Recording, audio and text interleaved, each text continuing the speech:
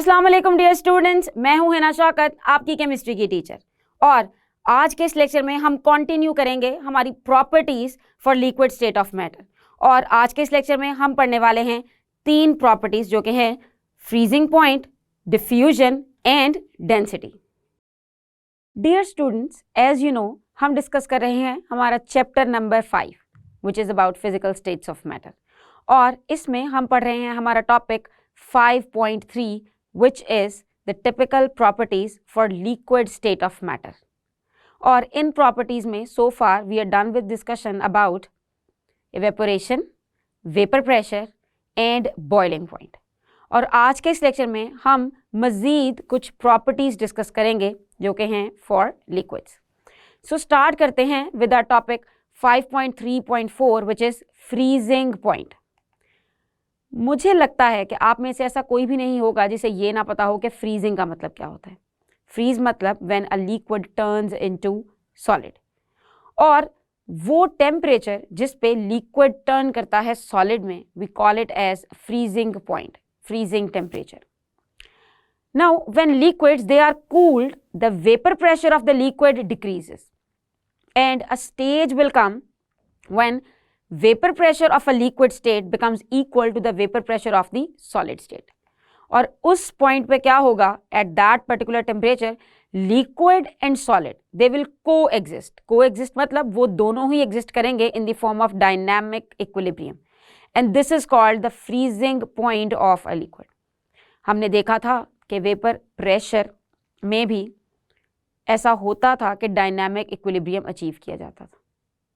और dynamic equilibrium का मतलब ये होता है कि जो दो प्रोसेसेस चल रहे हैं वो एक दूसरे को अपोज कर रहे हों और उनका रेट इक्वल हो, मतलब दो प्रोसेसेस की स्पीड सेम हो लेकिन वो दो प्रोसेसेस की डायरेक्शन डिफरेंट हो। सो यहाँ सॉलिड और लिक्विड होंगे डायनामिक इक्विलिब्रियम की फॉर्म में, और उस पॉइंट को हम कहेंगे freezing point of that liquid. इसकी सिंपल डेफिनेशन भी हो सकती है that freezing point is the temperature at which liquid turns into solid. अब अगर हम देखें कुछ कॉमन लिक्विड्स के फ्रीजिंग पॉइंट्स, जैसे कि हमने इन्हीं कॉमन लिक्विड्स के बॉइलिंग पॉइंट्स पहले डिस्कस किए थे, तो अब देख लेते हैं इनके फ्रीजिंग पॉइंट्स की तरफ। Diethyl ether, its freezing point is -116. Ethyl alcohol, its freezing point is -115. For water its 0, और ये सारे के सारे हैं डिग्री सेल्सियस में। N octane -57, and for acetic acid its 16.6 degree Celsius. ये तो हुई बात फ्रीजिंग पॉइंट की। अब चलते हैं हमारी नेक्स्ट प्रॉपर्टी की तरफ which is diffusion, and its written as topic 5.3.5। Diffusion को हमने डिटेल में डिस्कस किया था when we were discussing typical properties for the gaseous state of matter. वहां भी हमने डिफ्यूजन को डिस्कस किया था because diffusion is also the property of gases, and we know that diffusion is not the property for solids. Now the liquid molecules, they are always in the state of continuous motion, as we know in case of gases. Molecules are in continuous motion. They move randomly. Same goes with liquid as well. Liquid may be molecules, they are continuously moving, they are sliding past each other, or they are in continuous state of motion. Now, जब एक चीज continuously move कर रही है, so the molecules they will move from higher concentration to the lower concentration. हमेशा कोई भी चीज हो, पानी हमेशा ऊंचाई से नीचे की तरफ ही आता है। इसी तरह पार्टिकल्स भी जहां पे हायर कॉन्सेंट्रेशन होती है वहां से लोअर कॉन्सेंट्रेशन की तरफ ही आते हैं। और जब ऐसा होता है कि पार्टिकल्स हायर कॉन्सेंट्रेशन से लोअर कॉन्सेंट्रेशन की तरफ आए तो होगा क्या, they mix up with the molecules of the other liquid. So उससे क्या होगा, एक होमोजेनियस मिक्सचर बनेगा। इसको समझ लेते हैं एक मिसाल की मदद से। For example, you have a beaker use करते हैं हम साइंस लैब में फॉर मेजरमेंट। हम इसकी जगह एक ग्लास भी लेते हैं, लेकिन चलें हम कंसिडर करते हैं कि हमारे पास एक बीकर है, चूंकि बीकर एक साइंटिफिक इक्विपमेंट है। सो बीकर को हमने फिल किया है वाटर के साथ, and now we are going to add few drops of ink, यानी कि उस बीकर के अंदर हम इंक के कुछ ड्रॉप्स डाल देंगे। इंक हमने इसलिए यूज़ की है क्योंकि इंक होती है कलरफुल, तो उसके कलर्स आपको आसानी से नज़र आएंगे, तो डिफ्यूजन को ऑब्जर्व करना बहुत आसान हो जाएगा। Now the ink molecules they will move around after a while. शुरू में तो वो ड्रॉप एक जगह पे ही रहेगा, लेकिन आहिस्ता आहिस्ता आप देखेंगे कि दैट ड्रॉप इज स्प्रेडिंग, वो फैल रहा है। And after a while what is going to happen, the ink is going to spread in the whole beaker. वो इंक पूरे के पूरे बीकर में ही स्प्रेड हो जाएगी। सो इस पॉइंट पे हम कहेंगे कि डिफ्यूजन हैज टेकन प्लेस, कि इंक पानी के अंदर डिफ्यूज हो चुकी है, प्रोसेस ऑफ डिफ्यूजन हो गया है। और अगर आप गौर करें तो जब आपने ड्रॉप ऑफ इंक डाला था पानी में, so there was more concentration of ink in that drop, और पानी के अंदर तो पहले से इंक मौजूद ही नहीं थी। सो इसका मतलब कि जो इंक के मॉलिक्यूल्स थे they were in higher concentration in that area in which you pour your drop. अब उसमें वो थे हायर कॉन्सेंट्रेशन में, so particles have to move from higher concentration to the lower concentration. So वो उस drop वाली जगह से मूव करेंगे towards the water, towards the liquid, और उससे क्या होगा, आपको एक बहुत ही खूबसूरत फिनोमेना नजर आएगा जिसमें इंक स्प्रेड कर रही होगी आहिस्ता आहिस्ता पानी के अंदर, और हम इसे कहेंगे कि ये हो रही है डिफ्यूजन। अब अगर बात करें रेट की और कंपैरिजन की, तो लिक्विड्स की डिफ्यूजन का सॉलिड्स के साथ तो कोई कंपैरिजन है नहीं, क्योंकि सॉलिड्स तो डिफ्यूज करते नहीं। लेकिन अगर हम कंपेयर करें लिक्विड्स और गैसेस की डिफ्यूजन को, सो लिक्विड्स डिफ्यूज लाइक गैसेस, मगर the rate of diffusion of liquids is much slower then gases. ये गैस से काफी कम होता है। अब देख लेते हैं कि what are the different factors which can affect the rate of diffusion. Diffusion के लिए जो टाइम रिक्वायर्ड है उसको कौन कौन से फैक्टर्स अफेक्ट कर सकते हैं। So diffusion depends on different factors. So one by one discuss करते हैं सारे फैक्टर्स को। फर्स्ट फैक्टर जो कि बहुत ही इंपॉर्टेंट फैक्टर है और ऑलमोस्ट हर जगह ही फिट आ जाता है, this is inter molecular forces. ये वो फोर्सेस होती हैं जो मॉलिक्यूल्स को एक दूसरे के साथ होल्ड करके रखती हैं। And liquids having weak intermolecular forces they diffuse faster than those having strong intermolecular forces. यानी कि अगर लिक्विड्स के बीच की इंटरमॉलिक्यूलर फोर्स स्ट्रॉन्ग है, मतलब कि पार्टिकल्स एक दूसरे के साथ जुड़े हुए हैं और उनको एक दूसरे से अलग करना मुश्किल है, तो डिफ्यूजन में तो पार्टिकल्स को मूव करना होता है from one place to another place.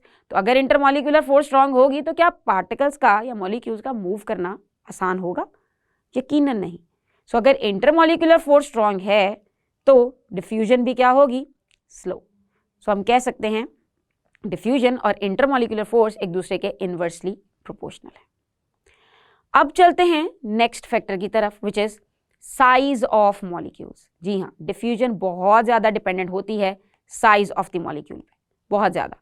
Size of the molecule को आप एक और तरह से भी ले सकते हैं। अगर किसी चीज़ का साइज बड़ा होगा तो हम कहेंगे कि उसका मैस ज़्यादा है, यानी कि वो चीज़ ज़्यादा हैवी है, उसका मॉलिक्यूलर मैस ज़्यादा है।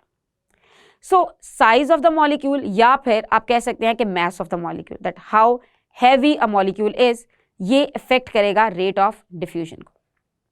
अब किस तरह इफेक्ट करेगा अभी देख लेते हैं। Big sized molecule that diffuse slowly, जो हैवी मॉलिक्यूल्स होते हैं यानी कि जिनका साइज बड़ा होता है, वो डिफ्यूज करते हैं स्लोली, उनका रेट ऑफ डिफ्यूजन स्लो होता है। For example, honey diffuses slower in water than that of the alcohol in water.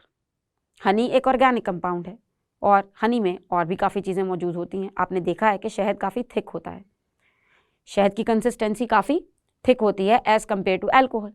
तो शहद हुआ थोड़ा सा हैवी, हम कह सकते हैं कि उसका साइज़ भी बड़ा है। सो उससे क्या होगा? Rate of diffusion would become slower, क्योंकि अगर कोई चीज़ हल्की है तो उसका मूव करना ज़्यादा आसान है, अगर कोई चीज़ भारी है तो उसका मूव करना मुश्किल है। सो इस तरह हम इस मिसाल की मदद से भी शो कर सकते हैं कि honey diffuses slowly in water and alcohol will diffuse faster as compare to honey. ये तो हुआ दूसरा फैक्टर। अब देखते हैं एक और फैक्टर की तरफ, which is shapes of molecule. जी हाँ, शेप्स भी अफेक्ट कर सकती हैं डिफ्यूजन को। Regular shaped molecules they diffuse faster than irregular shaped molecules, because कोई ना कोई रीजन तो होगी ना। जो रेगुलर शेप्ड मॉलिक्यूल्स हैं they can easily slip over. Regular shape है तो उसे कहीं भी किसी भी मॉलिक्यूल के साथ अटकेगी नहीं, so it is going to slip over faster और इट विल मूव फास्टर। जब फास्ट मूव करेगी तो इसका मतलब वो दूसरे मॉलिक्यूल्स के अंदर जल्दी से घुल मिल जाएगी, सो डिफ्यूजन का रेट हो जाएगा फास्टर। सो रेगुलर शेप होगी फास्टर डिफ्यूजन और अगर इरेगुलर शेप है तो वो होगी स्लोअर डिफ्यूजन। अब चलते हैं नेक्स्ट फैक्टर की तरफ, जो कि बहुत इंपॉर्टेंट फैक्टर है, दिस इज टेम्परेचर। जी हाँ, टेम्परेचर भी एक ऐसा फैक्टर है जो ऑलमोस्ट सारी की सारी लिक्विड की टिपिकल प्रॉपर्टीज को अफेक्ट करता है। सो यहाँ देख लेते हैं कि आखिर ये टेम्परेचर डिफ्यूजन को कैसे अफेक्ट करता है in liquids. Diffusion increases by increasing temperature. अब ये तो हुई एक स्टेटमेंट जिसमें हमने ये बता दिया कि डिफ्यूजन बढ़ती है अगर आप टेम्परेचर बढ़ाएं, डिफ्यूजन कम हो जाती है अगर आप टेम्परेचर कम करें। लेकिन आखिर इसकी रीजन क्या है? At high temperatures the intermolecular forces becomes weak. अब वो वीक क्यों होती हैं? Because we know that when we give the high temperature to a particular substance, it means that we are giving more heat energy. When we are giving more heat energy, so the molecules, they are going to take in that energy and they will convert that energy into kinetic energy. So it means the molecules would be having more kinetic energy. So जब kinetic energy ज़्यादा होगी, so molecules, they are going to move faster. And if molecules will move faster, तो मतलब उनकी intermolecular forces हो जाएंगी weak.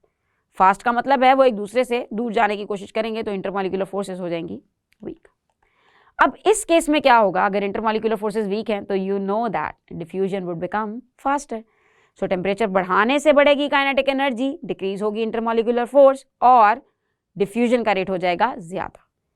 Exactly opposite way में आप एक्सप्लेन कर सकते हैं अगर टेम्परेचर डिक्रीज होगा। जी हाँ, टेम्परेचर डिक्रीज मतलब kinetic energy decrease, kinetic energy decrease मतलब इंटरमॉलिक्यूलर फोर्सेज आर स्ट्रांग। सो उसका क्या मतलब कि diffusion rate would be slower. आप इस डायग्राम में देख सकते हैं कि जब टेम्परेचर की वैल्यू लो थी तो जो पार्टिकल्स हैं they were not moving that much, और उससे डिफ्यूजन भी कम होगी क्योंकि डिफ्यूजन तो होती ही मूवमेंट ऑफ पार्टिकल्स है। और अगर हम बात करें दूसरे केस में जिसमें टेम्परेचर की वैल्यू ज़्यादा है, तो उसमें आप देख सकते हैं कि particles they are moving faster, और अगर पार्टिकल्स ज़्यादा मूव करेंगे तो वो ज़्यादा डिफ्यूज़ करेंगे।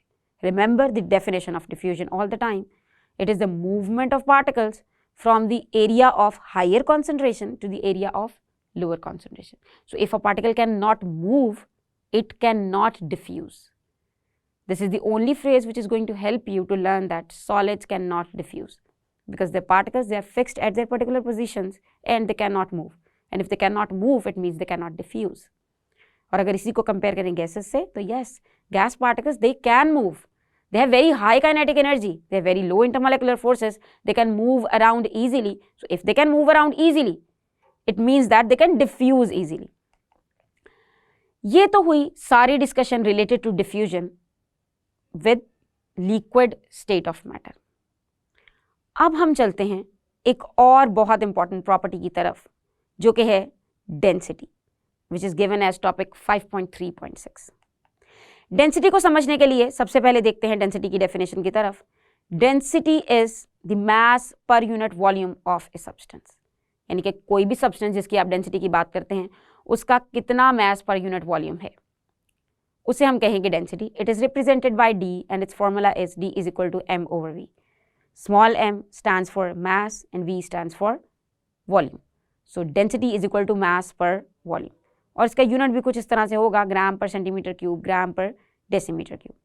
Now the density of a liquid depends on its mass and volume. दो ही चीजें हैं फॉर्मूला में, एक है मास और दूसरी है वॉल्यूम। तो मतलब डेंसिटी डिपेंड करेगी इन्हीं दो चीजों पर। Liquids they are denser than gases. अब वो डेंस क्यों होते हैं? Because the molecules of the liquids they are closely packed, कुछ इस तरह से एज कंपेयर टू गैस। अगर आप गैस की डायग्राम देखें तो you can see that molecules are far away from each other, and if you look at the diagram of liquid तो आप देख सकते हैं कि मॉलिक्यूल्स दे आर क्लोजर, उनके दरमियान स्पेसेस क्या हैं? कम। हम कह सकते हैं कि there are negligible spaces between the molecules of a liquid. अब अगर वहां पे स्पेसेस नहीं है, so the liquid molecules have strong intermolecular forces. अगर स्ट्रॉन्ग इंटरमॉलिक्यूलर फोर्सेस हैं, so they can not expand freely and they will have a fixed volume. बीच में जगह नहीं है तो ना वो एक्सपैंड हो सकते हैं और ना वो कंप्रेस हो सकते हैं। सो हम कह सकते हैं कि liquid can not expand freely, क्योंकि जब वो एक्सपैंड होने की कोशिश करेगा ना तो क्या होगा कि उसके पार्टिकल्स के दरमियान जो फोर्स है वो वीक होगी और उसका डिस्टेंस बढ़ेगा, तो वो कन्वर्ट कर जाएगा गैस में बजाय एक्सपैंड होने के। क्योंकि हमारे पास एक और स्टेट ऑफ मैटर भी तो है विच इज गैस। तो जब उसके दरमियान डिस्टेंस बढ़ने लगता है तो वो कन्वर्ट हो जाता है गैस में। Like gases they can not occupy all the available volume of the container. That is the reason why densities of liquids they are high. मतलब लिक्विड उतने ही वॉल्यूम पे रहता है जितना उसका वॉल्यूम हो, वो अपना वॉल्यूम इंक्रीज नहीं कर सकता, इसलिए उसकी density as compare to gases होती है हाई। अगर हम इसको एक मिसाल की मदद से समझें, सो डेंसिटी ऑफ वाटर इज 1 ग्राम पर सेंटीमीटर क्यूब, और अगर हम देखें डेंसिटी ऑफ एयर जो कि है गैस, तो उसकी डेंसिटी है 0.001 ग्राम पर सेंटीमीटर क्यूब। अब आप अगर इन दोनों यूनिट्स को देखें तो यहाँ सेम यूनिट्स यूज हुए हैं, दोनों यूनिट्स हैं सेंटीमीटर क्यूब के, तो आप इजीली डेंसिटीज को कंपेयर कर सकते हैं। वाटर की डेंसिटी है 1 और एयर की डेंसिटी है 0.001, मतलब इसमें बहुत ज़्यादा डिफरेंस है। और अगर आप कैलकुलेशंस की बात करें तो ऑलमोस्ट 1000 टाइम्स ज़्यादा डेंस होते हैं liquids as compare to gases. और यही रीज़न है कि जब बारिश होती है तो जो ड्रॉप्स हैं पानी के दे फॉल डाउनवर्ड, क्योंकि जो चीज़ जितनी डेंस होती है इसका मतलब है कि उसके स्मॉल वॉल्यूम में उतना ज़्यादा मास कॉन्सेंट्रेटेड है, उसका ज़्यादा मास कॉन्सेंट्रेटेड है, यानी कि वो चीज़ हैवी है। आम जुबान में density is going to tell you how heavy a substance is, how heavy a object is, वो आपको बताएगी डेंसिटी। सो अब हमने ये भी देखा कि आखिर बारिश के कतरे नीचे क्यों गिरते हैं, वो हवा में ही क्यों नहीं रह जाते, क्योंकि there is a difference between density of water and air. तो जो चीज़ ज़्यादा डेंस होगी it will go down, it will sink. इसी तरह एक पेन, एक कॉमन पेन जो कि कुछ इस तरह की होती है, उसकी डेंसिटी होती है ज़्यादा, तो जब आप उसे पानी में फेंकेंगे तो वो पानी के अंदर सिंक कर जाएगी क्योंकि वो ज़्यादा डेंस है। लेकिन एक जहाज़ नहीं डूबेगा, this is because of the density, क्योंकि जहाज़ की डेंसिटी होगी पेन से कम, तो फिर वो फ्लोट करेगा, क्योंकि अगर आप फोकस करें तो जहाज़ का एरिया भी काफ़ी ज़्यादा होता है, उसने जो वॉल्यूम ऑक्यूपाई किया होता है वो भी ज़्यादा होता है। डेंसिटी ऑफ द लिक्विड्स वो वेरी भी कर सकती है। Now you can observe kerosene oil, kerosene oil float करता है वाटर के ऊपर, लेकिन अगर आप बात करें हनी की तो Honey will settle down in the water, और असली शहद की तो पहचान ही है कि अगर आप उसे पानी में डालेंगे तो वो बिल्कुल पानी की तह पे बैठ जाएगा, क्योंकि हनी की density as compare to water होती है ज़्यादा और केरोसिन ऑयल की density as compare to water होती है कम, इसीलिए केरोसिन फ्लोट करेगा और हनी सिंक करेगा। ये तो हुई बात डेंसिटी की, जिसमें आपको याद करनी है डेफिनेशन ऑफ डेंसिटी और डेंसिटी को क्या चीज़ें अफेक्ट कर सकती हैं, और साथ ही साथ आपको ये लर्न करना है with the help of examples. Dear students, आज के इस लेक्चर में हमने वाइंड अप कर ली हैं हमारी सारी की सारी properties related to the liquid state of matter, और स्पेसिफिकली इस लेक्चर में हमने देखा है कि what is freezing point and what are the freezing points of some common liquids, साथ ही साथ व्हाट इज डिफ्यूजन और उसको कौन से फैक्टर्स अफेक्ट कर सकते हैं, और डेंसिटी को भी डिटेल में समझा है with the help of examples. मुझे उम्मीद है कि आपको समझ आया होगा। So see you in next lecture, until then Allah हाफिज़।